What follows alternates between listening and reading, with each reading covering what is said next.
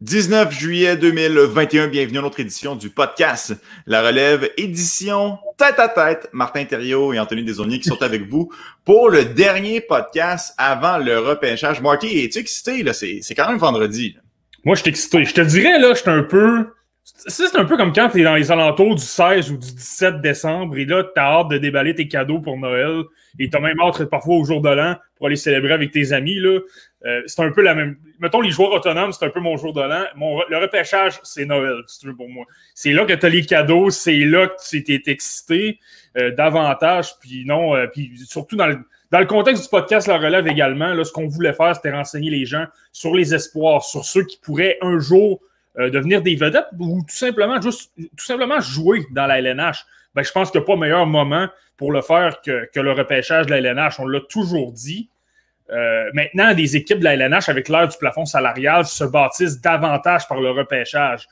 Tu peux bâtir une équipe avec les joueurs autonomes, mais c'est beaucoup plus difficile. Et là, c'est pour ça qu'on est là. Et on va se le dire, c'est là que notre rôle devient un petit peu plus important. Non, c'est clair. Puis cette année a été une année très spéciale pour tout le monde. Les données ne sont pas là. Il y a plusieurs joueurs qui n'ont pas joué ou qui ont très peu joué. On doit se fier énormément sur le championnat des moins de 18 ans. Il y a des joueurs qui ont été surévalués, donc on peut tomber dans le piège de la suranalyse de certains espoirs. Mais aujourd'hui, on se prête au jeu. En fait, tu te prêtes au jeu, Marty. On t'a demandé aussi au podcast La Relève de nous soumettre ta liste des 32 joueurs qui, pour toi, figurent en ordre et pas nécessairement un mock draft. C'est pas qu'est-ce que tu penses que les équipes vont repêcher, c'est bien ce que toi, tu repêcherais si tu étais à leur place. Je pense que sans surprise, tu as mis Owen Power premier. Ça, je pense que ça va de soi, mais j'aimerais ça qu'on s'attarde plus sur le choix numéro 2, où est-ce que tu es allé avec le défenseur Brent Clark. Et ça fait pas l'unanimité du tout. Là. Ça fait pas l'unanimité, mais honnêtement, Tony, on en a parlé souvent dans les derniers podcasts, les derniers épisodes. J'avais Clark premier, j'avais Owen Power deuxième. Puis je me suis vraiment posé, honnêtement, même encore aujourd'hui, là, est-ce que c'est une bonne décision de mettre Owen Power devant Clark? Finalement, j'ai tranché pour Power. J'ai décidé de le mettre premier. Pour la simple et bonne raison que, premièrement, il est plus safe, si on veut. Défensivement, il est meilleur, le meilleur coup de patin. Il y a un meilleur dossier au niveau international, si tu veux. Il a quand même joué avec le Canada au championnat mondial senior, pas junior, là, senior, contre des hommes et contre des NHLers aussi. Là. Contre des joueurs de l'NH. Moi, c'est probablement ça qui m'a fait pencher en sa faveur. Je l'ai toujours dit, le championnat mondial, c'est un excellent comparatif. Si tu veux être capable de jouer dans la LNH, ben, performe contre des joueurs de la LNH. C'est assez évident. Là. Et lui, il l'a fait au point où, au début du tournoi, il était 7e défenseur, utilisé sporadiquement. Puis, dans le match de la médaille d'or, il était maintenant sur le top 4, a joué plus que 20 minutes. Il faudrait que je revoie les statistiques, mais plus que 20 minutes. Puis, il a été incroyable et je crois que ça a été le meilleur pointeur chez les défenseurs du Canada dans ce tournoi-là. C'est vraiment là que je me suis posé la question et je me suis attardé aussi à comment sa progression s'est faite durant la saison. Le premier match que j'avais regardé à Michigan, niveau défensif, c'était difficile. Il commettait quelques revirements. Tu voyais que le calibre de la NCAA était peut-être un peu... ça allait peut-être un peu vite pour lui. Je l'ai revu 1 ou 2 mois plus tard, puis il s'était déjà beaucoup amélioré. C'était beaucoup ajusté à ce calibre de jeu-là. Et avec ce que j'ai vu au championnat mondial, j'ai trouvé qu'au niveau intelligence, au niveau de gérer la gestion de la rondelle, il était bien meilleur que ce que j'avais vu au début de la saison. Donc, ce qui me porte à penser, est-ce que c'est un joueur qui s'améliore énormément? Est-ce que c'est un joueur qui a une courbe de progression très haute? Quelqu'un qui s'améliore plus rapidement que les autres parce que c'est un joueur intelligent? Honnêtement, là, on regarde des bribes à gauche, à droite, on peut deviner que c'est un joueur intelligent quitte à même déjà parler de retourner dans la NCAA à 18 ans. On s'entend que ça prend beaucoup de maturité pour faire ça. Tout le monde veut jouer dans la LNH, mais lui, il a la maturité de dire, ben écoute, si je deviens un meilleur joueur en demeurant une année supplémentaire à Michigan, ben ça va être parfait. Donc, c'est ça qui m'a fait trancher pour le placer. Mais c'est mince, là, c'est vraiment l'écart est minime selon moi entre Owen Power et Brent Clark. Parce que on le sait, Power, c'est un gros bonhomme, 6 pieds 6, mais il n'a pas le coup de patin d'un joueur de 6 pieds 6. Il n'a pas nécessairement aussi l'aspect physique d'un joueur de 6 pieds 6. C'est un peu spécial à ce niveau-là parce que le gars est super agile et pas nécessairement très physique. Ça sert de son corps pour être capable de protéger la rondelle, mais c'est pas le joueur qui va fermer la ligne bleue avec une mise en échec en puissance. Donc, c'est vraiment un prototype de joueur qui s'est adapté à une Ligue nationale 2021 qui est plus axé sur la vitesse et non sur la rapidité. Donc, un peu comme toi, je te rejoins, c'est un joueur qui m'apparaît très intelligent et je pense que ce sera, sans l'ombre d'un doute, le choix numéro 1 des Sabres de Buffalo et il devrait faire un bon travail là, avec les Sabres. Mais, tu sais, en plus, rappelle-toi ce que Kevin Dubé nous a dit il y a 2 ou 3 semaines aussi. Owen Power était pas mal premier dans la majorité des listes au début de la saison. Est-ce qu'il a fait quelque chose pour perdre son statut de numéro 1? Et est-ce que les autres ont fait quelque chose pour lui voler ce statut-là? Tu es obligé d'admettre que non. On vient de le dire, Power a joué dans un événement avec des hommes contre des joueurs de la LNH.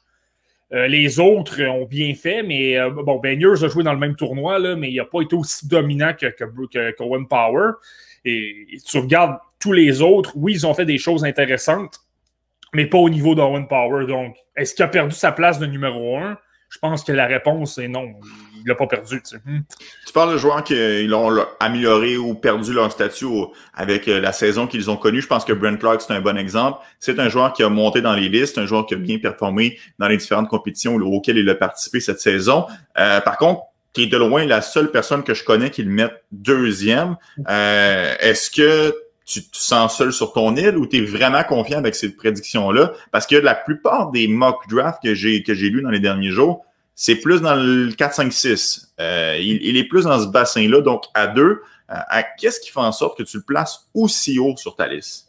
Ben, je sais que je l'ai vu 3e, entre autres. Là. Je l'ai vu 3e. Je pense que c'est dans la liste de Scott Wheeler, si je ne me trompe pas. Là. Il y avait Owen Power, Ken Johnson et il y avait Brent Clark 3e. Mais pour revenir à Brent Clark, moi, ce que j'ai toujours adoré dès le jour 1, c'est son intelligence avec la rondelle. Aussitôt qu'il était à la ligne bleue, si sa première intention se fait bloquer parce qu'un défenseur le devinait avec un bâton, il va être capable de changer continuellement de jeu. Il est capable d'aller à un plan B, un plan C, même un plan D, si tu veux. Il repère toujours des défenseurs super bien placés. Moi, je trouve que... Et là, je l'ai placé 2e parce que je suis peut-être un... Il y a un petit peu plus un débat avec Owen Power. Mais si tu me dis qu'il y a un joueur de ce repêchage-là qui a le potentiel de devenir une super vedette dans la LNH, c'est Brent Clark. Il y a aussi la chance de devenir Il y a aussi des chances qu'il ne devienne pas un défenseur si extraordinaire que ça. Mais les habiletés qu'il a avec la rondelle, l'intelligence de jeu qu'il a, le potentiel offensif qu'il a également, il aime attaquer le filet, il aime décocher des lancers au filet. On l'a vu aussi au championnat mondial des moins de 18 ans. Il a été nommé sur l'équipe d'étoiles du tournoi parmi les 2 meilleurs défenseurs. Moi, c'est ce qui me fait pencher pour lui. Moi, j'ai la réflexion de me dire, au premier tour, ce qui est, dans le fond, qu'est-ce qui est difficile à avoir pour une équipe? C'est des joueurs de concession, des joueurs de premier trio ou des défenseurs de première paire ou des gardiens de but numéro 1. Moi, je me dis, tu dois tenter d'avoir les meilleurs joueurs possibles parce que si tu es capable de mettre la main sur eux, c'est pas avec des transactions. Ben, tu peux en faire des transactions, là, mais ça va te coûter extrêmement cher. Tandis que le repêcher, c'est beaucoup plus facile. Et moi, je trouve que Brent Clark, c'est pourquoi je l'ai classé aussi haut. C'est que je pense que c'est lui qui a le meilleur potentiel de devenir une super vedette. C'est ça qui est drôle. On le classe un peu loin parce qu'on a peur de son coup de patin et avec raison, là, sa mobilité n'est pas super bonne. Ça peut le limiter pour prendre des décisions rapidement si un joueur s'amène rapidement sur lui et lui met de la pression. J'ai vu des vidéos où il y a des analystes qui disaient justement, je suis pas un grand fan, ça peut lui nuire dans la LNH au niveau de la couverture défensive. Mais quoi qu'il en soit, moi, je trouve que son potentiel, son intelligence avec la rondelle est trop excellent. Et c'est pas pour rien qu'il est comparé à des joueurs comme Erik Karlsson ou Brent Burns. Là. Et je garde surtout Burns en tête. Là. Burns, c'est la même chose. C'est pas le joueur, c'est pas le défenseur avec le meilleur coup de patin. Là. Mais tu le veux-tu, Brent Burns, dans ton équipe, même encore à son âge? Moi, je trouve qu'il est encore très performant. Ouais, puis je pense que Brent Clark a tous les outils pour devenir un corps arrière en avantage numérique, quelqu'un qui est capable de piloter une attaque massive. Il a une bonne vision, c'est quelqu'un qui repère bien ses coéquipiers, qui est capable de voir le jeu se développer. Donc, je pense que ça, ce sera une arme là, dans son jeu au fur et à mesure qu'il progressera là, dans sa carrière. Mais oui, Brent Clark sera surveillé. Deuxième, je ne sais pas si ça va se produire. Là. Il y a bien des gens qui voient plutôt Matthew Beniers avec le Kraken de Seattle, peut-être parce que c'est probablement le joueur de centre le mieux coté pour le repêchage actuel. Toi, dans ta liste, Beniers, tu l'as 6e, tu l'as derrière Eklund, Ken Johnson et Dylan Gunter. Encore une fois, Marty, tu sors un peu des sentiers battus. Pourquoi est-ce que tu as Beniers aussi loin?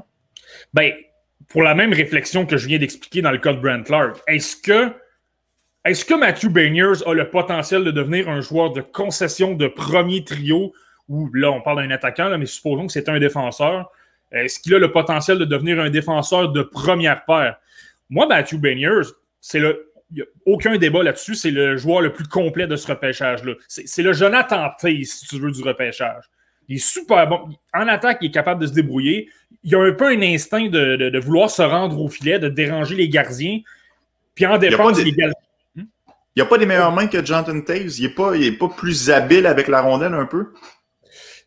Ça va paraître drôle à dire, là, mais j'ai le goût de dire qu'il y a des meilleures mains que Toews, mais il y a peut-être moins de sens offensif que Jonathan Toews.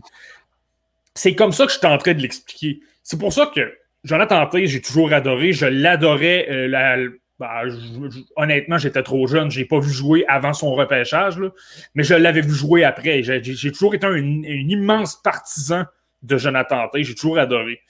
Je trouve que le sens offensif de Toews ressortait peut-être davantage qu'un joueur comme Matthew Beniers. Je ne sais pas si tu te rappelles, désolé, championnat mondial des moins de 20 ans, là, Jonathan Toews en tir de barrage. Moi, honnêtement, avec mon père, c'était un de mes souvenirs fétiches. Là, on était dans le salon le midi, puis on avait regardé ça, les 3 buts consécutifs en tir de barrage.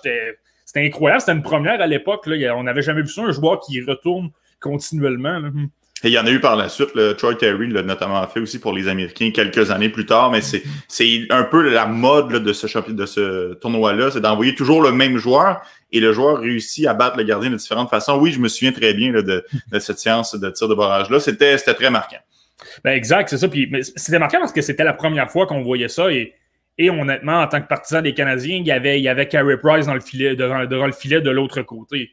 Mais bon, pour revenir à Toews, n'oublions pas qu'il y avait quand même de bonnes mains à 18-19 ans. C'est seulement que parfois dans la LNH, tu as juste certains détails. On va être honnête. Ça a marché dans le cas de Jonathan Toews. Il n'y a aucun problème au niveau de son jeu.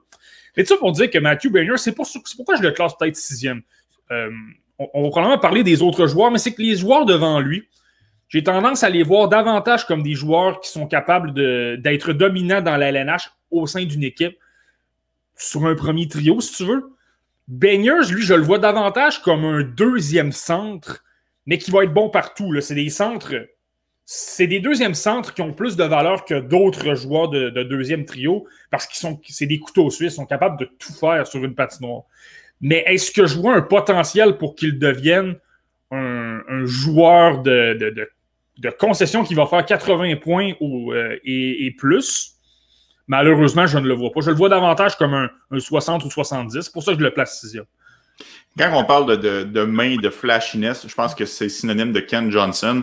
Tout le monde s'entend pour dire que c'est probablement le joueur qui est le plus habile pour tenter le coup de circuit, là, la feinte qui surprend le défenseur sans qu'il la voie venir. Le problème, c'est que dans la Ligue nationale, parfois, ça se transpose un peu moins bien. Toi, tu l'as 4e, Johnson. Honnêtement, c'est le gars que tu peux aller sur YouTube, taper son nom et regarder des vidéos pendant plus de 15 minutes. Là. Il a vraiment des highlight reels. Il en a fait beaucoup. C'est peut-être moins un choix sûr parce que lui, si son jeu se transpose moins bien dans la Ligue nationale, ça pourrait être plus difficile.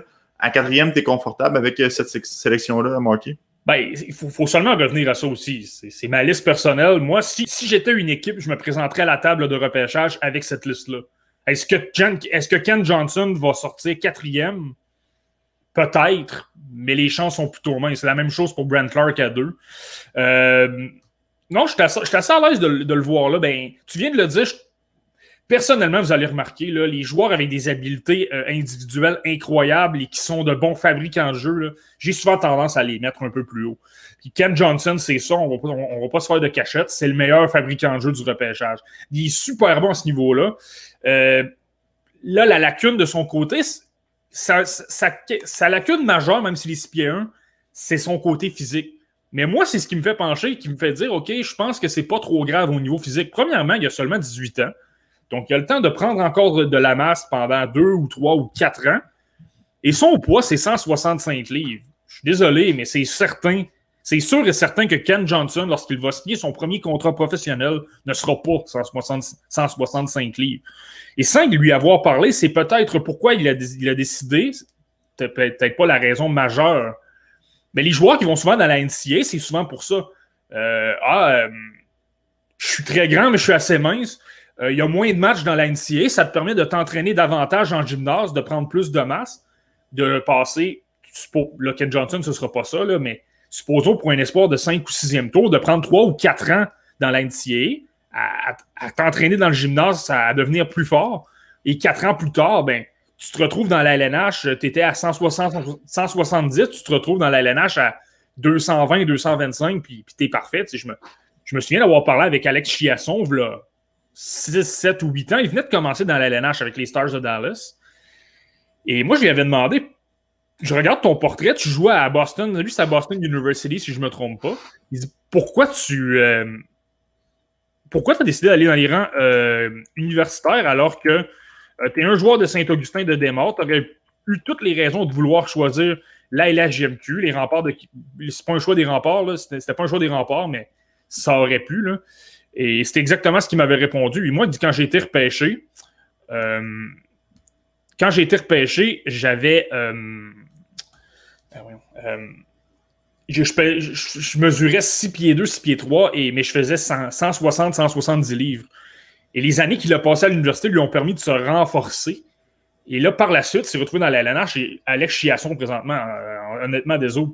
Je pense pas qu'on peut dire qu'Alex Chiasson est une nuisance sur le plan physique dans la LNH. Il y a d'autres lacunes, là, mais pas là-dessus. Tu sais. Non, pas du tout. Par contre, c'est pas le même type de joueur que Ken Johnson. Je pense que Chiasson n'a pas le choix d'avoir un corps imposant pour le style de jeu qu'il pratique dans la Ligue nationale. Je pense que Johnson va plus s'appuyer sur ses aptitudes offensives pour percer à l'autre niveau. Je pense pas que c'est le genre de joueur qui va aller faire du forecheck dans le coin de la passion pour récupérer une rondelle nécessairement. Je le vois plus comme un joueur de talent. Oui, c'est sûr qu'il devra se grossir parce que s'il se fait brasser, c'est pas mieux. Mais je dis juste que c'est peut-être pas sa qualité première, ce sera pas de frapper, même s'il prend de la masse musculaire là, pour passer à l'autre niveau. Non, ça c'est certain, mais c'est davantage que supposons qu'il débarque dans la LNH, il ne sera pas à 160, 168, non, il va être peut-être à 185, 190, et là, à ce moment-là, ça devient un joueur qui va combler cette lacune-là, va se retrouver dans les coins, il va se faire moins brasser, parce qu'il va être tout simplement plus gros. Puis, on va pas se faire de cachette. Ce gars-là veut jouer dans la LNH. Il va se faire dire, tu dois travailler dans le gymnase. Qu'est-ce que vous pensez qu'il va faire? Il va redoubler d'ardeur dans le gymnase. Il va pas commencer à jouer au PlayStation, à NHL avec Ken Johnson qui avec son équipe préférée. Là, il va mettre les bouchées doubles. C'est le rêve de tous ces jeunes-là, puis c'est sûr qu'ils vont mettre les efforts. Ça. Un autre joueur qui n'est pas nécessairement très gros, mais que j'adore dans ce repêchage, c'est William Eklund. 5 et 10, 175 livres environ. Mais c'est un joueur qui est très complet. Et moi, je m'attends à ce que ce soit quand même, ça fait quand même plusieurs podcasts là, que je le répète, dans mon livre à moi, c'est un choix sûr, c'est un joueur qui va percer et qui va bien réussir dans la Ligue nationale. Tu sembles avoir la même opinion que moi parce que tu le places au 3e rang.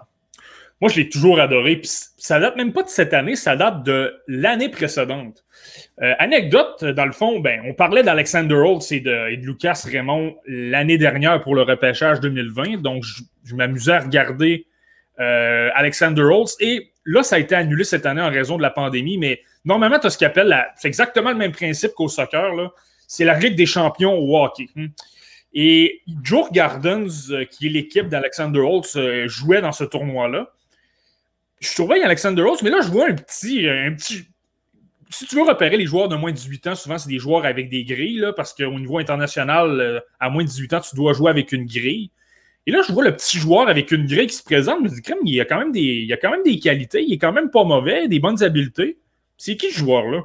Le problème, et là, c'est là que tu vois que parfois, les ligues comme la Ligue élite de Suède, c'est loin de la LNH.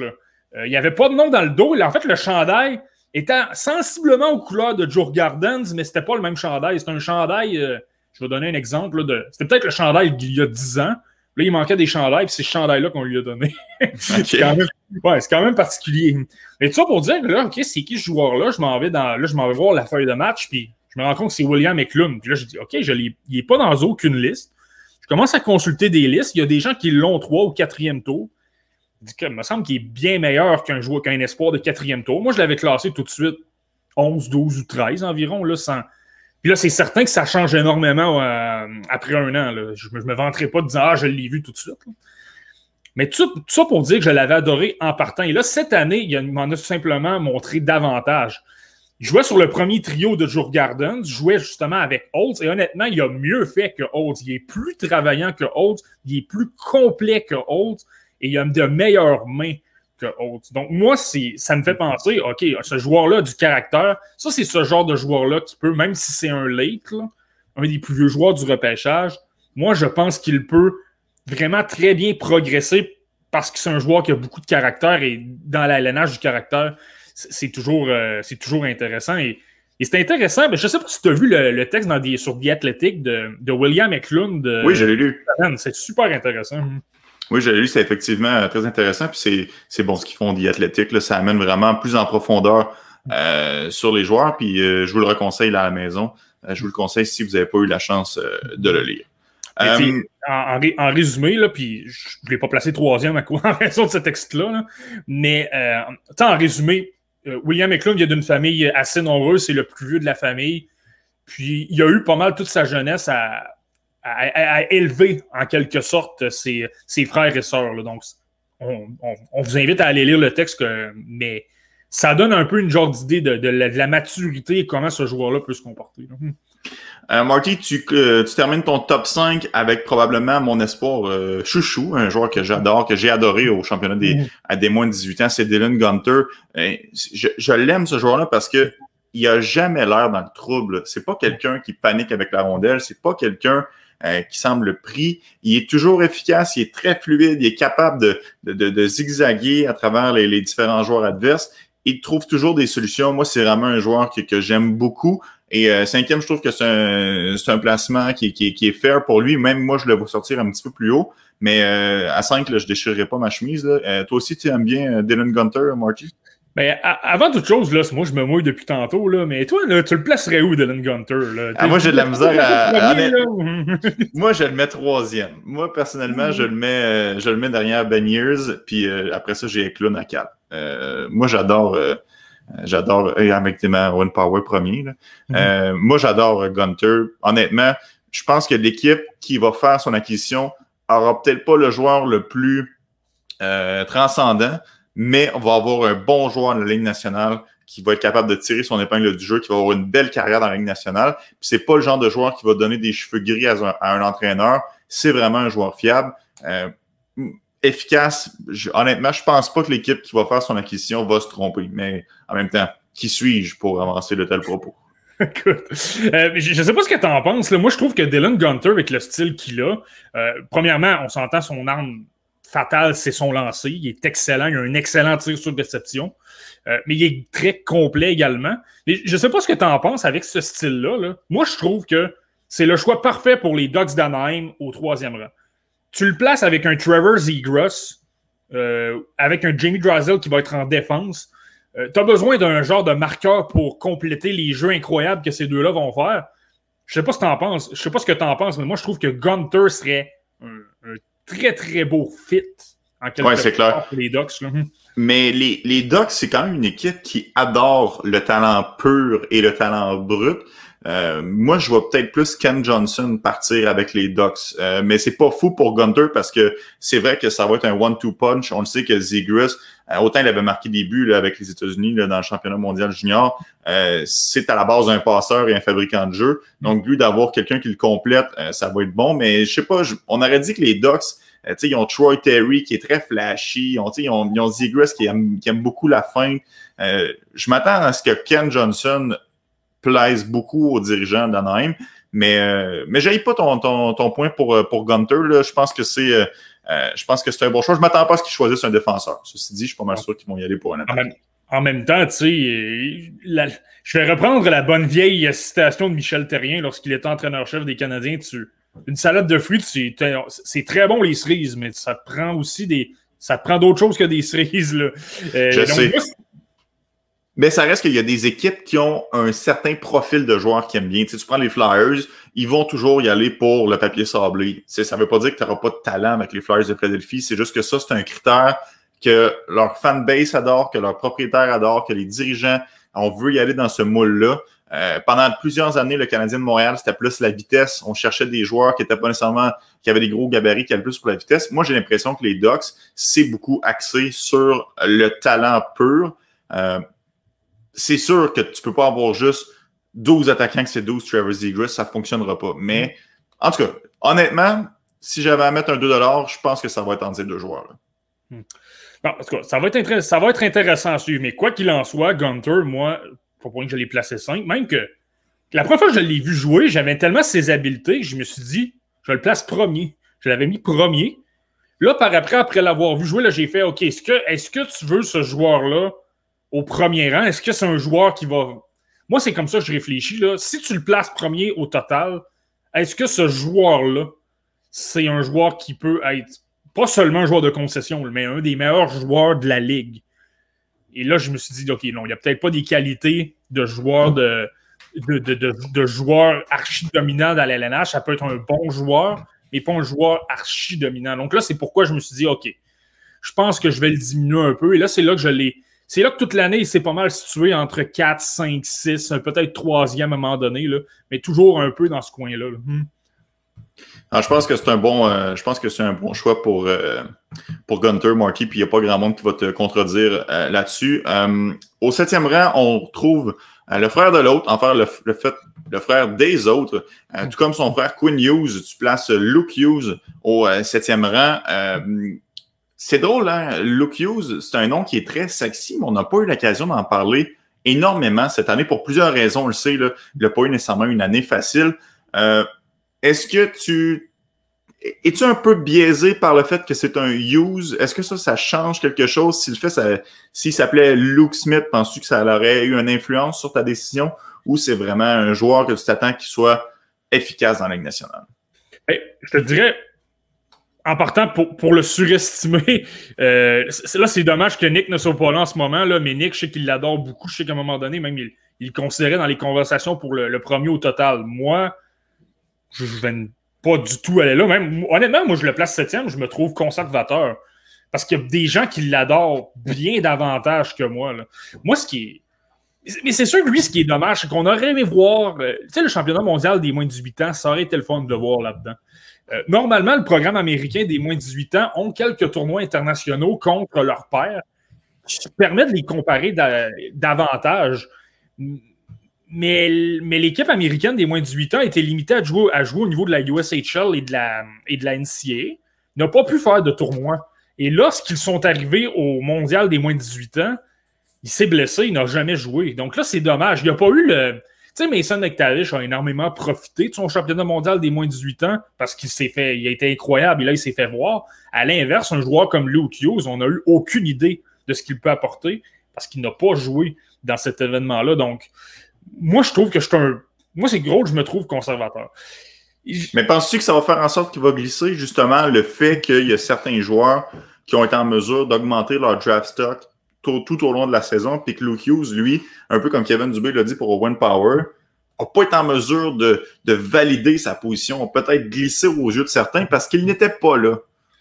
Je pense pas que ça l'affecte tant que ça. Les recruteurs ont quand même vu ce qu'il a apporté dans les matchs de saison régulière du programme américain des moins de 18 ans. Et je pense que je l'ai mentionné la semaine dernière. N'oublions pas que la USHL cette année était un peu plus forte qu'à l'habitude parce que une université comme Harvard ne jouait pas. Ça a fait en sorte que des gars comme Sean Farrell, comme Matthew Coronato, qui est également admissible à ce repêchage-là, se sont retrouvés dans la USHL. Ça, c'est des gars normalement qui auraient joué dans la NCAA. Et ça fait donc en sorte que Luke Hughes a peut-être un petit peu plus de compétition, sans dire que ça Ça pèse énormément dans la balance, mais c'est quand même pas mauvais. Et l'autre côté qu'il faut considérer dans le cas de Luke Hughes, c'est sa date d'anniversaire. 9 septembre 2003. Ça veut dire que s'il était né une semaine plus tard, on en parlerait pour le repêchage de 2022. Et il y a des joueurs dans ce repêchage-là, William McLeod en est un exemple, il y a pratiquement 10 ou 11 mois de différence. Ça veut dire un an de développement de plus par rapport aux joueurs qui sont plus jeunes. Donc, pense-y, là, on voit ce que Luke Hughes apporte présentement, mais comme on dit, scratch the surface, là, si ce n'était que le début dans son cas, puis il y a une courbe de pression qui s'en vient parce qu'il est tout simplement plus jeune que les autres, et en plus, sa plus grande qualité, c'est son coup de patin. C'est un défenseur qui transporte bien la rondelle, qui est bon à ce niveau-là. Moi, ce que je questionne davantage, et c'est pourquoi je l'ai peut-être un peu plus bas à 7, c'est que moi, je suis moins certain de son jeu offensif. Je trouve qu'il est très complet, mais est-ce que c'est quelqu'un qui est capable de piloter un avantage numérique comme les Brant Clark, comme les Owen Power? Je suis pas convaincu. Donc, c'est pour ça que je l'ai placé 7e. C'est un joueur que tu veux dans ton équipe pour toutes les autres facettes de jeu. Mais au niveau de l'attaque, peut-être un peu moins. Donc, mais quoi qu'il en soit, moi, sa date d'anniversaire, là, moi, je trouve ça assez intriguant. Ouais, parce que ça peut être un peu aussi un couteau à double tranchant. Tu peux te dire, OK, mais il est un an en retard sur tout le monde, donc tu projettes qu'il va être plus efficace dans un an, mais finalement peut stagner un peu. Donc oui, c'est une donnée à considérer, mais je pense que ça peut être un bien comme un négatif. Il faut juste savoir bien doser à ce niveau-là.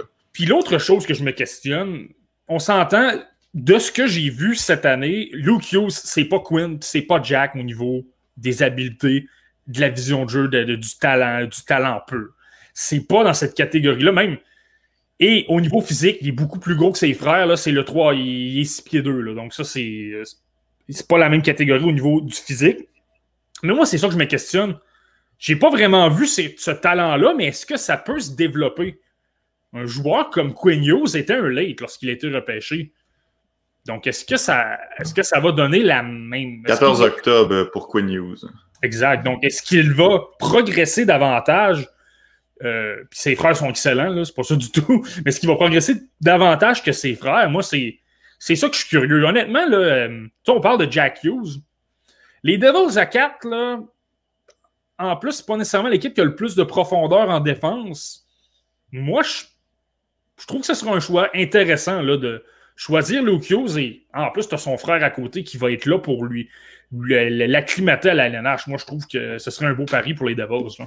Ouais, je pense que tu n'as pas tort là-dessus que les Devils vont être intéressés. Puis tu regardes les Devils, ils n'ont pas protégé un gars comme Will Butcher. Ils n'ont pas une défensive qui est très jeune. Ils n'ont pas nécessairement plusieurs espoirs qui s'amènent. Je pense à un gars comme Alexander Holtz, c'est un attaquant. Ils n'ont pas repêché beaucoup de bons défenseurs dans les dernières années. Fait que oui, effectivement, je pense que c'est pas fou comme théorie, Marty, d'avoir Luke Hughes avec les Devils du New Jersey. On continue avec les défenseurs. Certains comparaient même à Victor Hedman à un certain moment. C'est Simon Edvinsson qui était 8e. Lui, on le sait, ça a été un peu montagne russe, le championnat mondial des moins de 18 ans. Quand il a affronté des grosses équipes comme le Canada, ça a été plus difficile. A été capable de se replacer au fur et à mesure que le tournoi avançait. Mais il a certainement perdu des plumes dans ce tournoi-là. Tu l'as quand même à 8. Moi aussi, je l'aime bien. Edvinsson, gros bonhomme, capable de transporter la rondelle, capable de créer des jeux, mais par contre peut être un peu à risque. Là. Il y a une grande portée, mais parfois peut se faire jouer des tours. À 8, tu penses que c'est un choix qui est raisonnable? Ben, c'est là que c'est intéressant, ma liste. Je vais expliquer un peu mon procédé. Bon, je les mets en ordre selon ce que je pense qui est les meilleurs, etc. Mais supposons que tu me dis, j'ai le choix à 8. Que les 7 premiers de ma liste sont sortis et que je me retrouve à 8, qui tu sélectionnes? Est-ce que tu choisis Simon Edvinsson ou tu choisis un autre espoir? Honnêtement, je trouve que le 8e meilleur espoir, c'est Simon Edvinsson, avec ce qu'il a montré, avec le dossier qu'il a montré au niveau professionnel en Suède. Il a quand même joué à Frölunda, a quand même joué... par la suite, a été prêté dans l'Allsvenskan, qui est la 2e division. Puis, au niveau statistique, c'est pas très mordant, mais tout ça pour dire que je pense que si je suis à 8, est-ce que je prends Simon Edvinsson, même si c'est le premier sur ma liste? Je ne suis pas certain. Je me pose la question. Peut-être que je m'en vais plus bas et que je me dis, je ne vais pas te voler le punch avec les autres noms, là, mais est-ce que je prends un gars plus bas dans ma liste? C'est fort possible. C'est fort possible. Je ne suis pas si emballé que ça, moi, par Simon Edvinsson. Il y a des choses qui me dérangent. Oui, c'est un joueur très mobile. Oui, c'est un joueur en attaque qui en offre beaucoup. Oui, c'est quelqu'un qui aime attaquer. Mais je ne suis pas certain que son jeu, pour déjouer les défenseurs, transporter la rondelle de cette façon-là, je ne suis pas certain que ça se transpose si bien que ça. Moi, en tout cas, de ce que j'ai vu jusqu'à maintenant, je trouve que c'est un choix risqué. Ça peut devenir un excellent joueur, comme tu as dit, à la Victor Edman. En plus, il y a le gabarit pour faire ça. Mais moi, je ne prendrais pas ce risque-là. Je trouve qu'il y a beaucoup il y a beaucoup de choses qui sont dangereuses dans son cas, qui me laissent un peu mi-figue, mi-raisin, si tu veux. Il y en a qui l'aiment davantage. Je pense que Bob McKenzie, le deuxième dans sa liste. Là. Mais on verra bien. Là. Mais au niveau offensif, là, rien à dire. C'est quelqu'un d'extraordinaire qui transporte super bien la rondelle puis qui a d'excellentes mains. Là. Moi, ce qui me fait un peu peur avec Edvinsson, c'est qu'il a beaucoup de talent. Il le sait. Et parfois, il va peut-être prendre pour acquis qu'il va réussir son jeu et il va créer un revirement. C'est un genre de joueur qui va peut-être prendre une chance dans sa zone pour déjouer un joueur parce qu'il a les aptitudes pour le faire. Mais là, va peut-être s'endormir, va peut-être prendre pour acquis que ça va fonctionner. Et là, ça peut créer un 2 contre 1 derrière lui. C'est peut-être cette facette du jeu-là qui me dérange un peu dans son cas. Mais au niveau talent, on s'entend tous pour dire qu'il est extrêmement talentueux. Et c'est un gros bonhomme. Moi, j'ai confiance qu'il va être capable de passer à l'étape suivante, mais il devra être pris en main par le personnel d'entraîneur pour l'enligner comme il faut. C'est pas le genre de joueur que tu vas pouvoir laisser aller là, à 18 ans dans la Ligue nationale. Il a besoin encore de préparation et de peaufiner son talent, mais c'est là, il faut juste qu'il s'améliore. Mais ça, c'est certain. Là. Honnêtement, il faut que les entraîneurs lui fassent comprendre justement au niveau de son jeu défensif, ne pas... c'est correct d'attaquer, tu ne veux pas y enlever son ADN, mais tu veux qu'il le fasse d'une manière plus safe, si tu veux, moins risquée. Puis là, c'est à ce niveau-là. Si les entraîneurs de l'équipe qui le repêchent sont capables de lui faire comprendre ça, ça peut devenir peut-être le meilleur joueur de ce repêchage-là. Parce que, honnêtement, pour bouger la rondelle, c'est le meilleur du repêchage. Mais s'il n'est pas capable de mettre ça en application, malheureusement, ça va peut-être donner un défenseur de troisième paire qui apporte un petit peu d'attaque ici et là, mais qui est très à risque, qui devient un peu il est plus gros, là, mais tu sais, dans la catégorie Mike Riley, si tu veux, là, un bon joueur qui bouge la rondelle, mais énormément propice au revirement, ce qui fait en sorte que c'est pas un top 4. Là, donc, ça peut rapporter gros, mais ça peut être risqué. Là, tu sais. C'est intéressant ta liste, Marty, parce que comme tu l'as dit, là, évidemment, il y a des morceaux qui bougent, là, mais depuis le début, les 8 premiers noms sur ta liste, on s'entend, ne sont pas tous au même endroit, mais ce sont exactement les 8 mêmes joueurs. À 9, on a une différence d'opinion. Moi, pour ma part, j'ai Mason McTavish qui est là, qui fait partie de mon top 9 de cette année.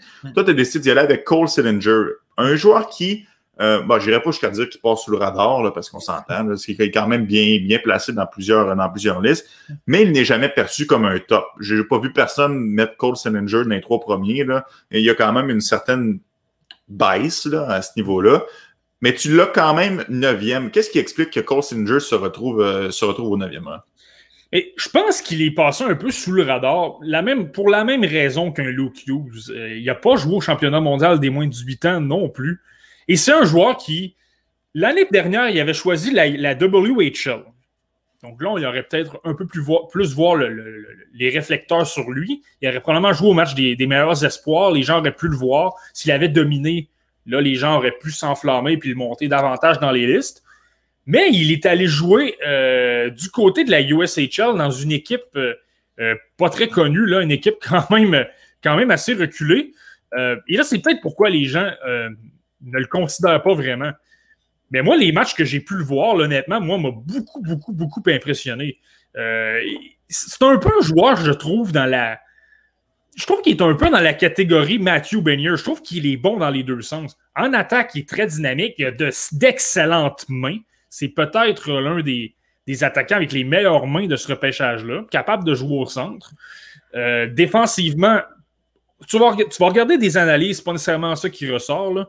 Mais moi, je trouve qu'il se débrouille super bien positionné, ferme bien le centre au bon moment.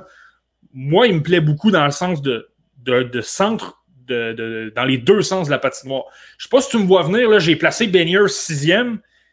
Puis là, je t'explique un peu comment est Cole Sillinger. Je trouve qu'il est peut-être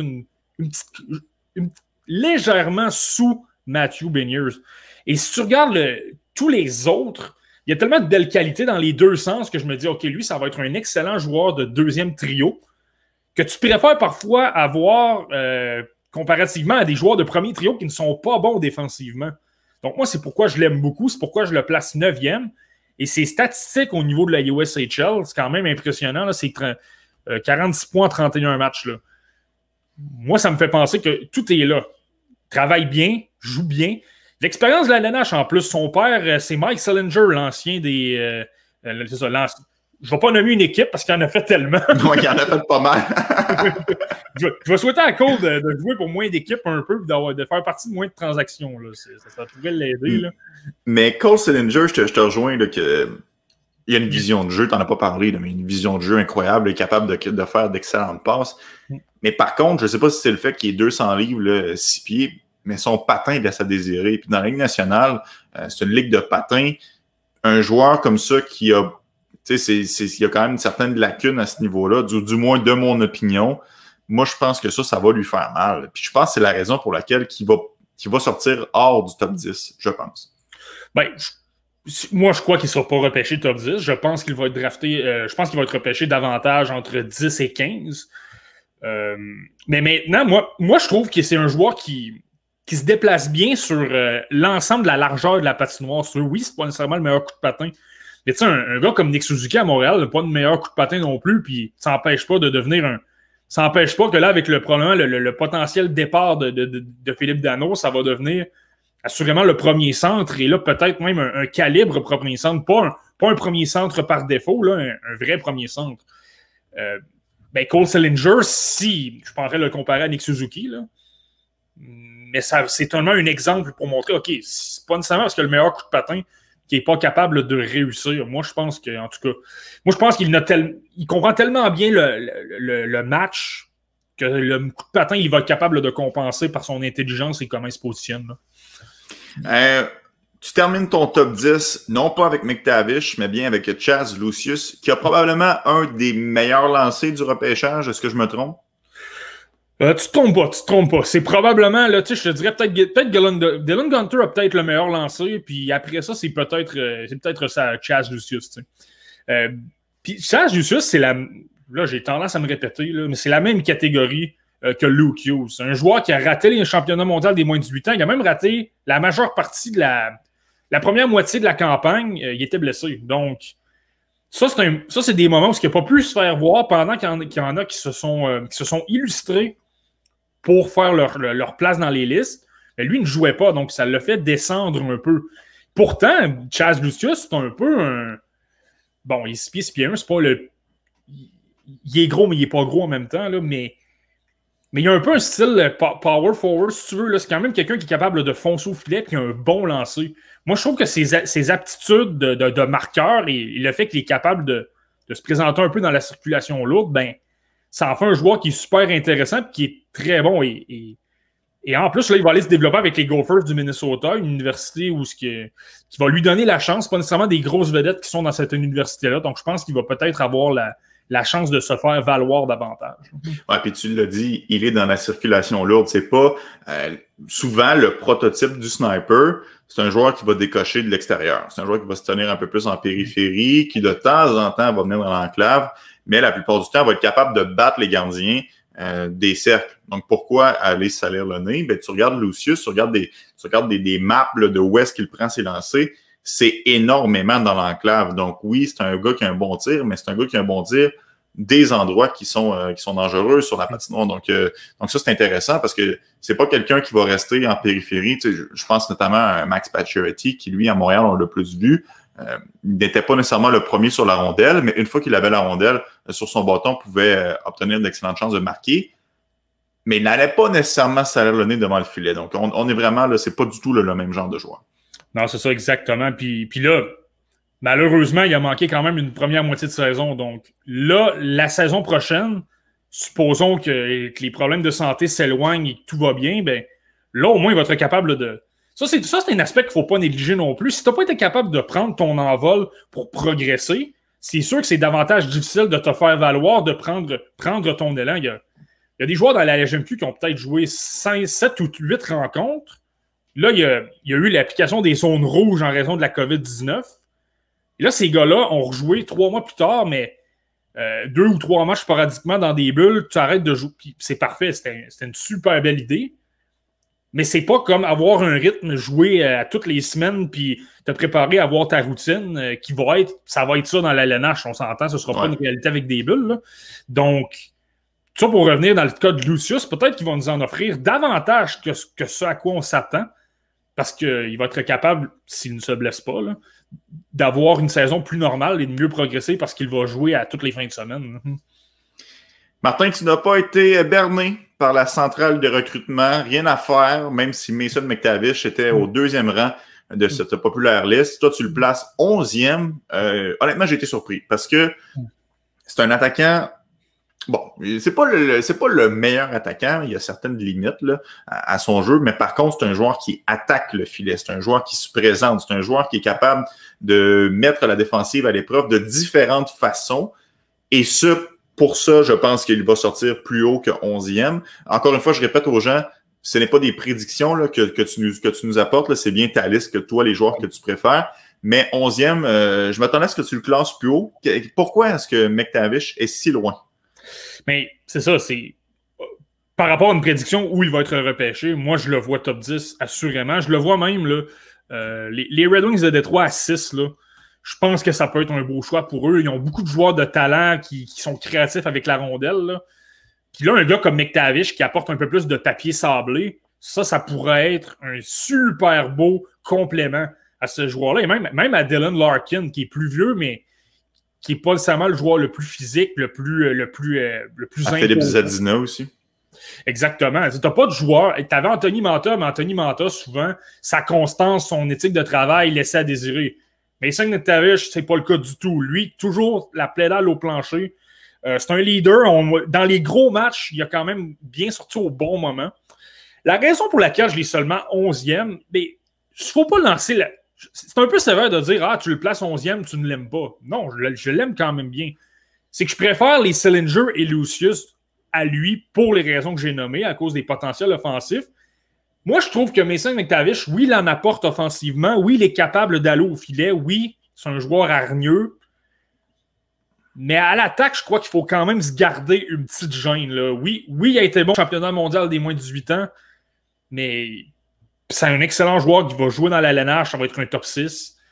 Mais je ne suis pas certain que la production offensive va être aussi élevée que les joueurs que j'ai devant lui. Moi, c'est pour ça que je le place derrière ces joueurs-là.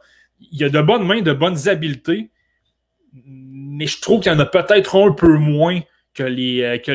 Puis moi, qu'est-ce que tu peux faire au niveau offensif, surtout dans les rangs, dans les rangs 1 à 15, là, selon moi, c'est très important. Donc, c'est pourquoi je l'ai classé peut-être derrière. Mais je reviens à cet exercice-là. Si j'ai, supposons, le choix 8 avec Edvinson, peut-être que c'est McTavish que je choisis. On ne sait pas. Sont tous des joueurs à peu près dans le même bassin, dans le même groupe, si tu veux, là, selon moi. Ouais, puis McTavish, c'est un peu le prototype du joueur junior qui se sent bien de son gabarit pour dominer, mais quand il arrive à NHL et que les défenseurs sont tous 6 pieds 2, 6 pieds 3, c'est plus difficile de se rendre jusqu'au filet. Et je regarde ses mensurations, là, il est 6 pieds 1, 205 livres, là, Mason McTavish. Donc, oui, il se sent bien de son corps. Oui, ça fait en sorte qu'il a dominé. Il a fait allumer les lumières de bien tout le monde, là, au championnat mondial des moins de 18 ans, mais est-ce que cette domination-là va se poursuivre dans la Ligue nationale ou est-ce que ça va être plus difficile? Je pense que les questionnements sont légitimes.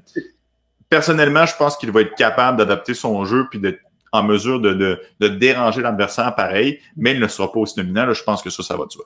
Sais-tu à quoi ça me fait penser? Je compare pas les deux joueurs, là, mais sais-tu à quoi ça me fait penser, Mason McTavish? Ça me fait un peu penser à Pierre-Luc Dubois en 2016.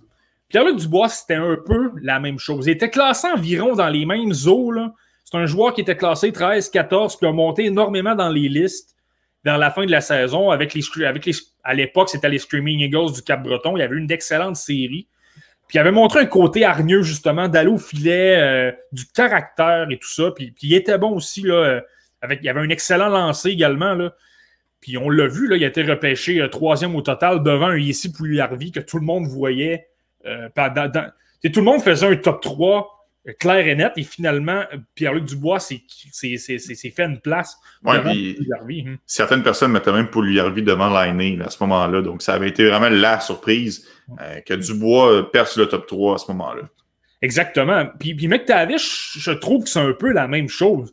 C'est un joueur avec du caractère, c'est un joueur qui a fait ses preuves au niveau professionnel en Suisse, donc a été capable de démontrer que ça, même si c'est un joueur qui a grandi en Suisse, là, son père c'est un ancien joueur professionnel en Suisse, mais il n'a pas eu peur de s'expatrier en Europe pour aller devancer sa saison, si tu veux. Ça en dit long sur le caractère du joueur. Mais tout ça pour dire que moi, je trouve que ça ressemble un peu à la même chose. Un joueur très hargneux, bonne fin de saison, monte dans les listes, mais lorsque tu regardes avec un certain recul, est-ce que c'est un joueur que... peut-être que c'est un joueur qu'il faut que tu te gardes une petite gêne et ne pas trop être excité, là, mettons. Marty, le temps file, je n'aurai pas le choix de passer rapidement sur quelques joueurs parce que honnêtement, j'aimerais ça qu'on se rende pas loin du 30e rang pour évidemment le Canadien de Montréal, là, ça va de soi. 12e rang, tu as Nikita Chibrikov, Carson Coleman est à 13. Les deux gardiens, là, Sébastien Cossa et Jesper Wallstedt sont à 14 et 15 respectivement. J'aimerais ça qu'on s'attarde sur Mathieu Coronato qui a joué avec Sean Farrell là, dans la USHL. Coronato, probablement un des meilleurs joueurs qui a évolué en USHL cette année. Il a beaucoup de caractère. Il est capable de jouer aussi en désavantage numérique. Je pense que c'est un joueur qui est complet. Honnêtement, à 16, je pense que c'est fair. C'est ta liste personnelle, mais je m'attends à ce qu'il sorte pas mal dans ce coin-là. Ouais, non, évidemment, je m'attends aussi à ce qu'il sorte peut-être légèrement devant, là, mais dans ces eaux-là. Non, mais honnêtement, j'aime beaucoup Mathieu Coronato, par contre. Comme tu viens de le dire, là, il fait à peu près tout bien. Il a quand même un coup de patin intéressant. Il est capable de se replier. Bon, c'est pas son ADN, mais il est capable de se replier, jouer en défense et bien marqué. Il a une très, très, très bonne vision de jeu. Il comprend son sens du hockey, son hockey IQ. Il est très, très bon à ce niveau-là. Et là, il ne faut pas oublier non plus. Puis, c'est sûr qu'on considère tout d'abord les joueurs pour évoluer dans la LNH, qu'est-ce qu'ils peuvent faire dans 3 ou 4 ans. Mais n'oublions pas que les gars peuvent se développer des valeurs dans la prochaine ou dans les 2 années suivantes.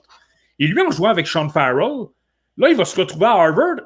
Sean Farrell est également à Harvard, donc il va retrouver son compagnon de trio. Donc, il y a fort à parier que si ces deux-là jouent ensemble, ils vont être capables de continuer à produire. Et tu le sais comme moi, désolé, là, la confiance fait foi de tout. Là, des fois, tu ne penses pas du tout qu'un joueur va atteindre la LNH, mais le gars atteint un niveau de confiance vraiment incroyable et ça fait tout. Et à l'inverse, tu as des joueurs qui peuvent perdre complètement leur confiance et ça fait en sorte que des joueurs qui auraient eu le talent de faire 80 points dans la LNH, finalement, n'ont pas de carrière. Là.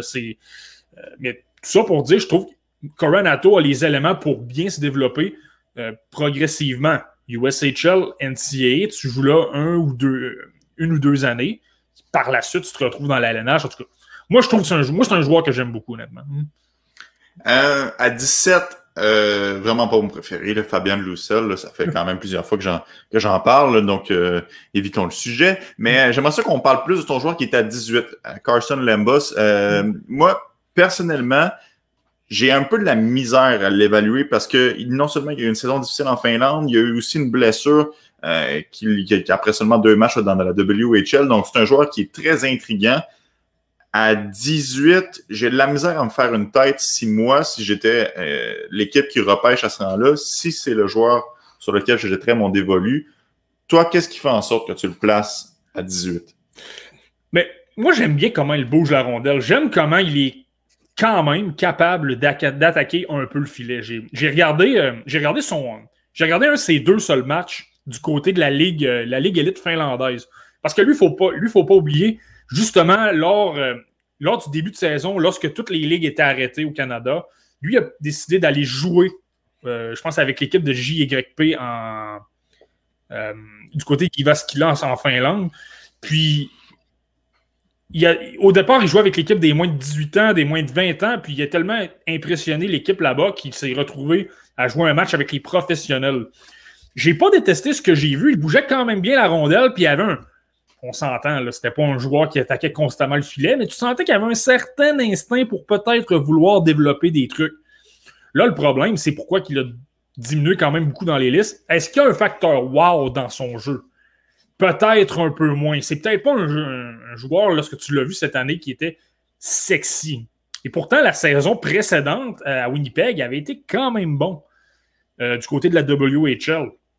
Donc là, c'est de voir, est-ce que son année... Parce que son année a été difficile. Il a peut-être joué quelque chose comme 7 ou 8 matchs du côté de la Finlande et est revenu au niveau de la WHL. Si je ne me trompe pas, il a joué 2 ou 3 matchs, puis s'est blessé par la suite, puis n'a pas rejoué de la campagne. Donc lui, c'en a un autre là, qui a eu une saison difficile, pas capable nécessairement de prendre son air d'aller. C'est ça que moi, je l'aime beaucoup. J'aime ce que j'ai vu sur la glace et j'ai tendance à penser que s'il prend son air d'aller, il va être bien meilleur. Mais je reconnais que c'est un choix risqué. Là. C'est un choix qui est assez risqué. C'est pas garanti qu'il va sortir dans les alentours de 18 non plus. Bon, après ça, on enchaîne. Je vais juste le répéter. Là, je vais accélérer pour qu'on puisse arriver dans le bout du choix 30. Oscar Lawson et Logan Stankoven sont respectivement à 19 et 20. Par la suite, on retrouve les deux Zachary de la LHJMQ, Zachary Bolduc et Zachary Lheureux. Je veux m'attarder sur, puis on n'en parle pas là, des gars de la LHJMQ parce qu'on en a parlé énormément dans les derniers podcasts. Je veux m'attarder au Finlandais Samu Tuomala. C'est un joueur qui ça a été quand même difficile avec son club en Finlande, mais extrêmement bien fait dans le championnat mondial des moins de 18 ans. Donc, je pense que là, il a contrebalancé peut-être un peu ses performances. Et je pense que pour ma part, ce qui ressort dans son jeu, c'est son patin. Et dans une ligue où est-ce que la NHL est vraiment axée sur la vitesse, je pense que c'est la raison pour laquelle que ce joueur-là va être capable de passer du niveau junior au niveau de la LNH et de bien adapter son jeu. Ouais. Ben, Samu Tuomala, moi, puis peut-être pas au niveau du coup de patin, là, comme tu dis, il y a peut-être un meilleur coup de patin que ceux-là que je vais nommer. Là. Mais je trouve que c'est dans la même... Ces gars-là, j'ai souvent tendance à les mettre plus haut que d'autres. Là. Mais Eli Tolvanen, qui est un Finlandais, qui a également un excellent lancer canon. Là. La saison dernière, lors du dernier repêchage, Tyson Forster, qui a été choisi par les Flyers de Philadelphie, c'est un espoir qui était classé deuxième tour, même chose. Excellent lancer, foudroyant, pas nécessairement de coup de patin. Qu'est-ce qui est arrivé? Il a été choisi premier tour finalement. Moi, Samu Tuomala, ses qualités avec son lancer, je les trouve vraiment très bonnes. Et contrairement aux joueurs que je viens de nommer, comme Tolvanen et Forster, je trouve qu'il y a quand même un bon... Il n'est pas mauvais de distribuer la rondelle de temps en temps pour alimenter ses coéquipiers. C'est pas ça. Tu sais, c'est comme Cole Caulfield. On parle de Cole Caulfield comme un marqueur. On oublie peut-être qu'il est capable de remettre la rondelle quand même assez bien, meilleur que ce que les gens peuvent penser. Donc, Tuomala, moi, je trouve que c'est un peu la même chose à quelque part. C'est un gars que tu le veux davantage pour son gros lancer frappé, son lancer sur... Pas lancer frappé, mais lancer sur réception en avantage numérique. Mais il est capable d'apporter, selon moi, en tout cas, d'autres choses que ça. J'en parlais tantôt pour McTavish, que parfois, le jeu physique se transpose un peu moins bien dans la Ligue nationale. À 5 et 10, Tuomala, penses-tu que ça va être un joueur qui va se faire brasser un peu? Moi, ça ne m'apparaît pas être un joueur qui est difficile à contrer en ce moment. J'ai peut-être un peu peur quand il va arriver à l'autre niveau et que les défenseurs vont être encore plus robustes. Est-ce qu'il va être capable de surpasser ça pour passer à l'étape suivante ou va se faire un peu écraser là, par l'aspect physique du jeu? Ouais, ben j'ai tendance à penser, je suis d'accord avec toi, j'ai tendance à penser que c'est inquiétant. Ben, c'est pas inquiétant, mais je veux dire, ça te permet d'être un peu plus conservateur à ce niveau-là. Là. S'il était capable s'il était capable de rassurer davantage à ce niveau-là, je l'aurais placé plus haut. Là. Je l'aurais peut-être même placé devant les Lambos et Fabian Roussel, mais ça fait partie du jeu. Hein. Moi, j'adore son côté. Rendu à 23 ou 24, là, c'est à peu près la même chose. Il y a des joueurs qui ont des qualités, il y en a d'autres qui ont des défauts. Donc là, tu choisis de prendre un pari avec quelque chose, et dans le cas de Tuomala, ben, c'est avec son lancer frappé. Moi, je pense que c'est quelque chose qui ressort bien, même s'il a de la difficulté à 5 contre 5. En avantage numérique, il y a plus d'espace, les joueurs ne vont pas t'attaquer parce qu'ils protège davantage les lignes de passe. Donc, je pense que ça peut l'aider davantage. Ça peut devenir, au minimum, ça peut devenir un joueur, un spécialiste de l'avantage numérique qui va être bon. Là. Je pense qu'il peut devenir plus. Mais moi, c'est un pari que j'aimerais prendre avec Samu Tuomaala. À 24, tu as mis Fedor Sveshkov, le Russe qui avait été très bon là, pour la Russie au moins de 18 ans. Moi, je trouve que c'est exactement le genre de joueur qui plaît aux Canadiens de Montréal dans les dernières années. C'est un joueur qui est responsable sans la rondelle, c'est un joueur qui joue bien dans les deux sens de la patinoire, c'est un joueur qui est capable d'évoluer en désavantage numérique. Par contre, c'est pas le joueur qui a le plus de potentiel offensif, à mon avis. Est-ce que je me trompe dans cette analyse-là? Non, pas du tout, pas du tout. Sa grosse force, c'est que pour un joueur de 17 ans, il se débrouille super bien en défense. Et là, tu mentionnes son potentiel offensif. Bon, on offre peut-être un peu moins. Je trouve qu'il m'a montré, au championnat mondial des moins de 18 ans, il m'a montré quand même qu'il avait peut-être un peu plus de main que ce à quoi je m'attendais. Lui, ce qui est embêtant, là, c'est qu'il a passé la saison au niveau de la VHL, qui est la Ligue américaine de la KHL, si tu veux.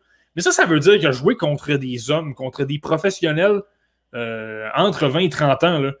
Donc, c'est sûr que si tu le regardes, tu dis, OK, il n'a pas apporté nécessairement beaucoup de choses au niveau offensif, mais si je jouais contre des joueurs plus vieux, ben, c'est peut-être normal. C'est là l'interrogation dans mon cas. Est-ce qu'il est plus offensif que ce qu'on pense?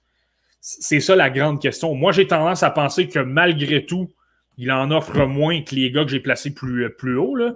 Mais il est tellement bon au niveau défensif et à 24, si tu choisis un joueur comme ça dans ces eaux-là, ben là, rendu, je le mentionne souvent, là, parfois je pense qu'on surestime la valeur d'un choix de fin de premier tour. L'écart entre l'espoir 25 et le 50, c'est très, très, très minime. C'est pas pour rien que tu as souvent des joueurs de deuxième tour qui se retrouvent avec d'excellentes carrières et tu as des joueurs entre 25 et 31 ou 32 là, pour cette année qui n'ont pas vraiment de carrière ou qui ne jouent même peut-être même pas de match. Là, je sais que les Coyotes ne repêchent pas, mais quand même. Mais je ne sais pas s'il va se rendre à 30, mais penses-tu que ça pourrait être un choix pour le Canadien? Moi, honnêtement, je pense que s'il se rend jusque-là, ce sera le choix du Canadien de Montréal. C'est le genre de joueur qu'on aime. Là. Ben, il n'y a pas de doute. S'il se retrouve au choix des Canadiens, c'est certain que ça doit être lui l'option à envisager. Maintenant, j'ai regardé beaucoup de listes. J'ai regardé beaucoup ce que les gens pensent de lui. Je serais énormément surpris que Fedor Sveshkov se retrouve à 30. Surtout que les joueurs qui sont repêchés, les joueurs qui glissent, là, c'est des joueurs, justement un Tuomaala. Tuomaala, je serais beaucoup moins surpris que ce joueur-là glisse aux Canadiens. Parce que peut-être justement, son côté physique peut peut-être faire peur à certaines équipes. Mais quand les joueurs sont bons défensivement, c'est le contraire. Je pense qu'ils sont un peu plus sûrs. Donc là, ils ont tendance à moins chuter. Je peux me tromper, là. Mais moi, selon moi, il n'y a pas beaucoup de chances qu'ils se retrouvent au rang des Canadiens. Non, mais je pense que tu as raison, parce que la plupart des listes, Sveshkov sort beaucoup plus 20, 21, 22 que 30. Mais compte tenu du fait que c'est une année un peu spéciale, si jamais il atterrit au rang du Canadien, c'est plus dans le sens, c'est exactement le genre de joueur que les Canadiens aiment, qu'une prédiction là, qui va glisser jusqu'au 30e rang.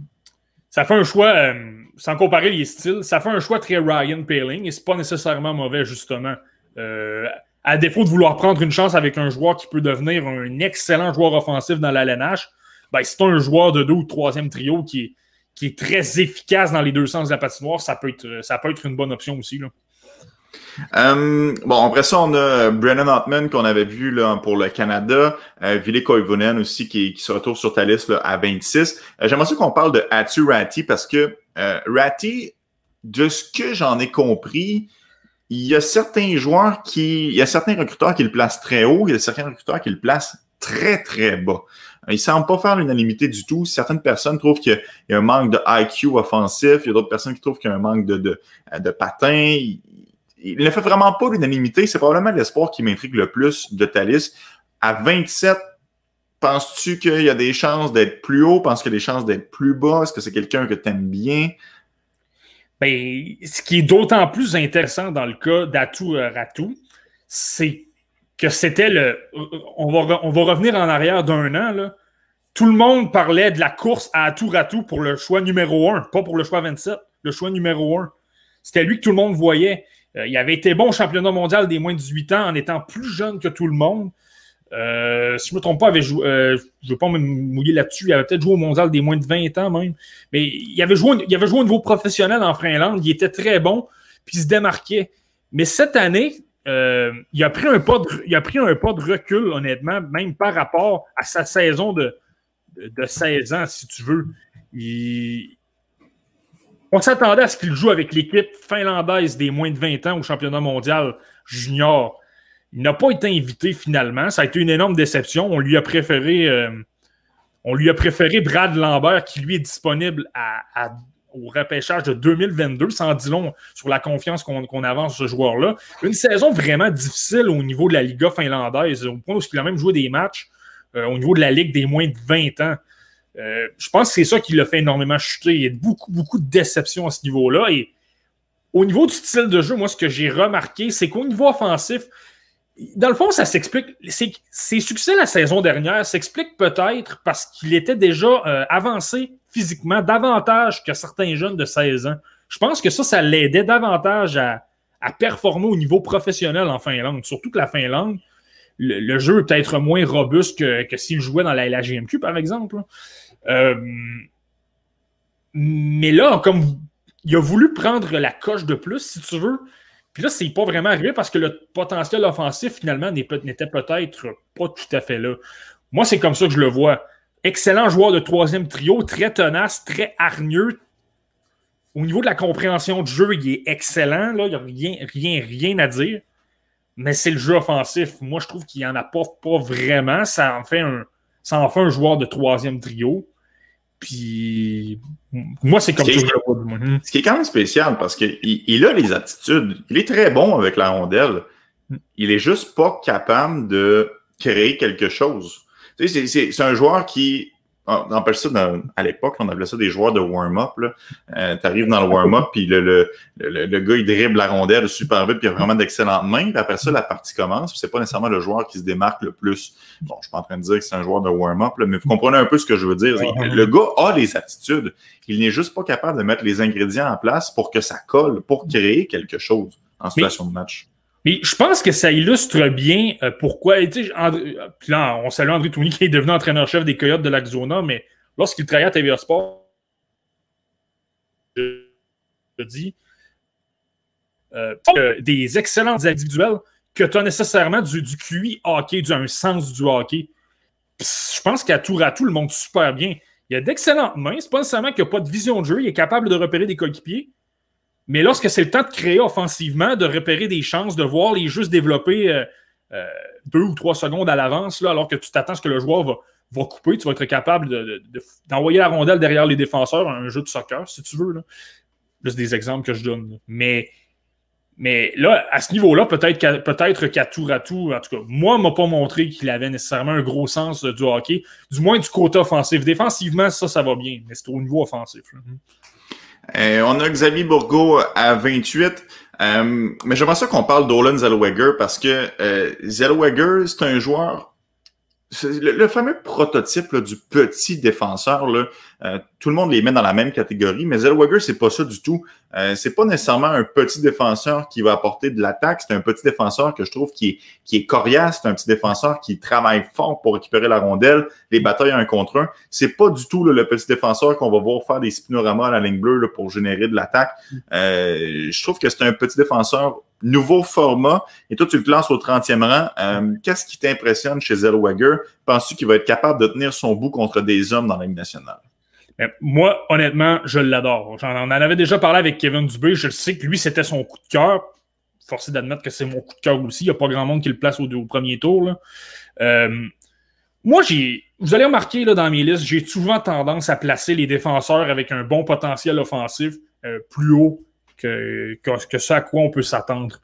Lui, j'ai trouvé qu'il avait un bon flair offensif vers le filet. Il avait tendance à regarder ça simple, à envoyer ça au filet. Comme tu dis, il n'est pas en train toujours de faire des spinoramas et de déjouer tout le monde. Mais parfois, seulement un bon lancer au filet en voyant. Puis là, lance pas nécessairement s'il y a un joueur prêt à bloquer le tir. Mais ça, toujours envoyer la rondelle au bon moment lorsqu'il y a une ouverture. Il était assez bon pour distribuer la rondelle à ses coéquipiers. Honnêtement, au championnat mondial des moins de 18 ans, ça a peut-être été le défenseur au niveau du Canada qui était le plus sûr. Tu sais, oui, il y avait des Clark, oui, il y avait des Carson Coolmans, mais ces joueurs-là ont peut-être... ils ont été bons, là, mais ils ont peut-être montré d'autres choses un peu plus risquées dans leur jeu. Zellweger, lui, était davantage fiable. En défense, il était quand même pas mauvais. C'est pas un joueur qui se faisait énormément frapper, qui avait de la difficulté à recevoir de la pression des défenseurs, ce qui est parfois des attaquants adverses plutôt. Ce qui est parfois la lacune qu'on peut reprocher à ces petits défenseurs-là. Parfois, tu leur mets de la... L'exemple que je vais donner, c'est Henri Okiariou à Buffalo. Il est super bon avec la rondelle. Cette année, il a eu beaucoup de difficultés lorsqu'on lui mettait de l'échec avant sur lui. Il avait tendance à commettre des revirements et là, ça amenait des buts. Zellweger, j'ai toujours adoré Okiariou. C'est un gars que j'ai toujours eu en très haute estime. Mais je pense que Zellweger est capable de se débrouiller davantage qu'un Okiariou à ce niveau-là. Moi, c'est pourquoi je trouve qu'il n'y a pas vraiment de lacune défensivement. C'est un joueur qui se débrouille bien au niveau de la compréhension du jeu, du sens du hockey. Moi, c'est pourquoi je le place 30, là, au point de le placer devant d'autres joueurs peut-être mieux cotés comme Isaac Rosen, par exemple. Oui, puis Zellweger, ce qui est intéressant aussi, c'est qu'il est 5 pieds 9. Souvent, ça va faire partie du plan de match de l'entraîneur adverse. Mettons de la pression sur ce petit défenseur-là, on va être capable d'aller le déranger, il n'est pas gros, va être intimidé. C'est pas le cas du tout. C'est vraiment un défenseur qui est capable de tenir son bout malgré son petit gabarit. Et comme tu dis, il avait été probablement le défenseur le plus fiable défensivement. Donc moi, je l'aime bien, Zellweger. Je comprends qu'il n'y a pas beaucoup de personnes qui le placent fin premier tour, mais je trouve pas que c'est un choix qui est insensé, mais pas du tout.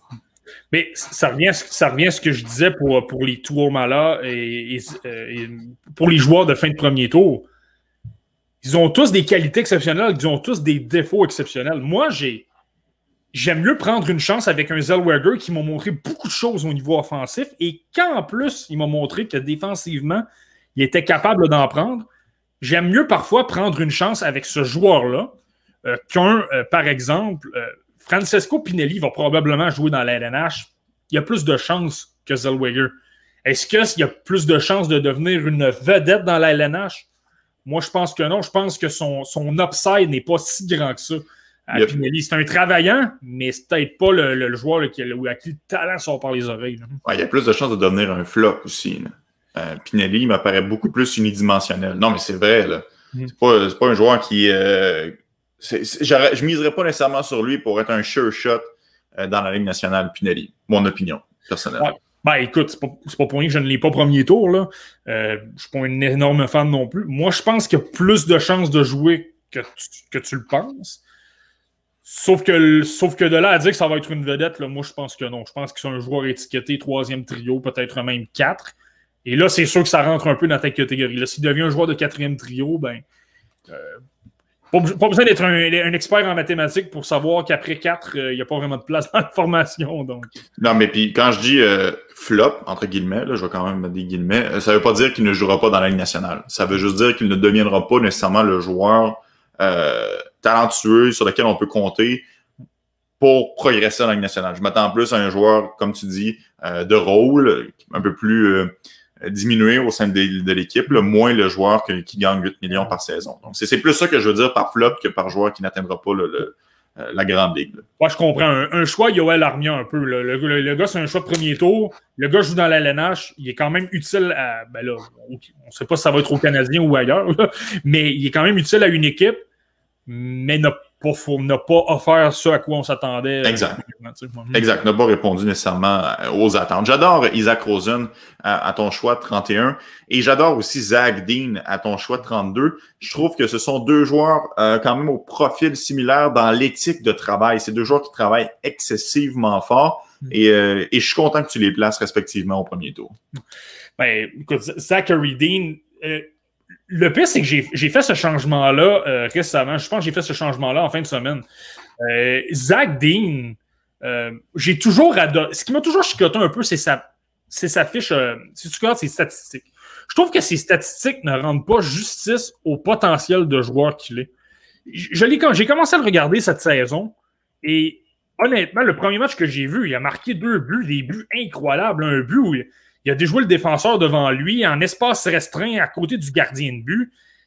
C'était vraiment un superbe but. Par la suite, en prolongation, je dis que il va derrière le filet, met de la pression sur le défenseur, lui retire la rondelle, envoie ça tout de suite à son coéquipier Anthony Vero, puis lui, tout de suite, s'en va à l'autre extrémité du filet, marque c'est en prolongation, là, c'est un méchant beau but, là, puis il montre beaucoup de qualités là, qui se transposent bien chez les professionnels. Il a d'excellentes mains, sa vision de jeu est extraordinaire, sens du hockey vraiment splendide, là, se replie super bien, met toujours la pression au bon moment pour éviter que les défenseurs sortent la rondelle là, efficacement.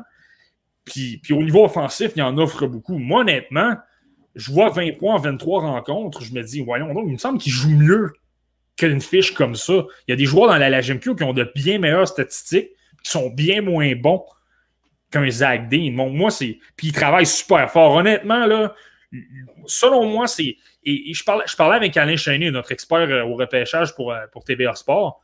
Il me faisait remarquer sa fiche physique. 6 pieds 176 livres. Si c'est dans la même lignée que Ken Johnson, si ce joueur-là prend 15 à 20 livres, il se retrouve dans la LNH à 200 livres, par exemple, puis il a pris 1 ou 2 pouces, 6 pieds 1, 6 pieds 2, puis il a toutes les qualités que je viens de te nommer au niveau du sens du jeu, de la rapidité des mains, ben, mon Dieu, c'est assurément un top 9, puis il y a des bonnes chances de jouer top 6 également. Là, ça devient un joueur assez intéressant. C'est pour ça qu'à 32, fin de premier tour, je commence à penser que ça peut être un choix de premier tour, moi, dans la LNH. Parce que ce qui est intéressant avec ce genre de joueur-là, c'est que tu peux le mettre sur un deuxième trio avec 2 autres attaquants très talentueux et lui complète le trio. C'est pas nécessairement lui sur lequel on s'appuie pour amener la production offensive au niveau de la Ligue nationale, mais va travailler fort, va mettre la pression, va provoquer des revirements et est aussi capable de tirer son jeu sur l'aspect offensif. Donc, moi, j'adore Zach Dean et s'il est disponible, on le sait, bon, c'est pas un gars du Québec, là, mais ça reste un gars de la LHJMQ. S'il est disponible au rang du Canadien, moi, je trouve que ce serait un excellent choix pour Montréal. Ben, écoute, je sais pour avoir parlé à certaines personnes que Trevor Timmins, plutôt cette saison, a déjà été vu en train de regarder Zach Dean, justement, lors d'un match. Qu'est-ce que ça veut dire? Peut-être absolument rien. Là. Leur travail, c'est quand même de regarder ces joueurs-là. Mais en tout cas, ça donne seulement une idée. Honnêtement, là, c'est un joueur qui joue à Gatineau. Trevor Timmins vient d'Ottawa, quand même pas très loin. Ça devient un joueur. Et puis, je trouve que de la façon qu'il joue, oui, ça pourrait être un excellent choix pour les Canadiens à 30, honnêtement. Là. Marty, c'est maintenant terminé après des semaines de podcasts et d'attente. La prochaine fois qu'on se parle sur cette plateforme, ce sera pour le repêchage à la Ligue nationale qui a lieu vendredi. Excité? Et comme j'ai dit, j'ai hâte de déballer mes cadeaux. Et j'en ai 4 ou 5 en dessous de l'arbre, puis j'ai hâte de commencer par le premier, puis par la suite, ça s'enchaîne. Non, ça va être vraiment, vraiment, vraiment excitant. On espère être avec vous en direct. Là. On a encore quelques détails à fignoler, mais on devrait être avec vous en direct pour suivre la séance de repêchage.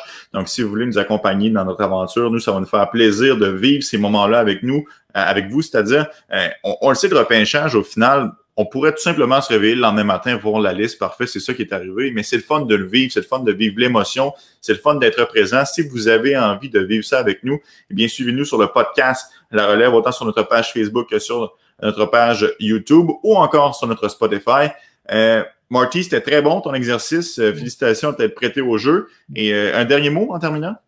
Tout d'abord, merci à toi, Anthony. C'est toujours bien apprécié. C'est là c'est beau d'évaluer les joueurs. Tout le monde a à peu près la même évaluation, mais c'est là que tu te démarques, là, où tu places les joueurs. C'est un exercice intéressant. J'ai vraiment hâte de suivre le repêchage et simplement pour enchérir sur ce que tu disais. On espère vraiment être capable de vous présenter une version en direct au repêchage, d'être capable de prendre vos questions. Honnêtement, c'est ce qui nous fait carburer.